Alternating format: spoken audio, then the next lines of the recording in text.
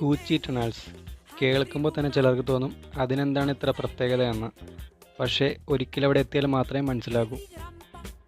ഭൂമിക്കടിയിൽ നിർമ്മിച്ചിരിക്കുന്ന കൈകൊണ്ട് കുഴിച്ചെടുത്ത ചെറിയ വഴികളുടെയും മുറികളുടെയും വലിയൊരു നെറ്റ്വർക്കാണിത്.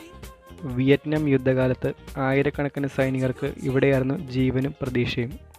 ഭക്ഷണം പാകം ചെയ്യാനും മീറ്റിംഗ് നടത്താനും ആയുധങ്ങൾ സൂക്ഷിക്കാനും മറഞ്ഞു ജീവിക്കാനും എല്ലാം ഈ ഇടുങ്ങിയ വഴികളിൽ തന്നെയാണ് നടന്നിരുന്നത്.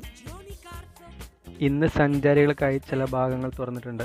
ഞാൻ അവിടേക്ക് ഇറങ്ങുമ്പോൾ തന്നെ മനസ്സിലായി അതൊരു സാധാരണ യാത്രാനുഭവമല്ല, മറിച്ച് ചരിത്രത്തിലേക്ക് നടന്ന സഞ്ചാരമാണ്. ചെറുതായിട്ടുള്ള വഴികളിലൂടെ ഇഴഞ്ഞ് ക്രോൾ ചെയ്തു പോകുമ്പോൾ അവിടെ ജീവിച്ചിരുന്നവർ എത്ര വലിയ ബുദ്ധിമുട്ടുകൾ സഹിച്ചിരിക്കുന്നുവെന്ന് നമുക്ക് നേരിട്ട് അനുഭവിക്കാനാകും.